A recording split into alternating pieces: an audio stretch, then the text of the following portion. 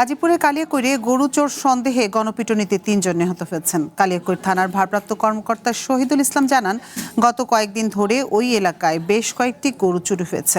শনিবার রাতে বাগমারা এলাকায় একদল লোক ট্রাক নিয়ে গরু চুরি করতে এসেছে এমন খবর ছড়িয়ে পড়ে। পরে এলাকাবাসী চারদিক দিয়ে তাদের ঘিরে ফেলে। বেশ কয়েকজন পালিয়ে গেলেও ৩ জনকে গণপিটুনি দেয়। এতে ঘটনাস্থলেই তাদের মৃত্যু হয়।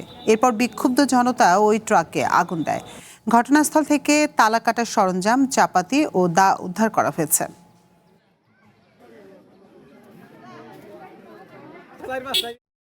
10-12 জন চোর ছিল। তারা রাত্রে 3:30 ঘটিকার সময় বাগচালা শাকিনের আবু বকর সিদ্দিকের বাড়ির গোয়াল ঘরে, গরুর ঘরের সামনে তারা যখন চোর দল যাওয়ার পরে আবু বকর তারা সজাগ পায় যে আমার বাড়িতে হয়তো চোর ঢুকেছে।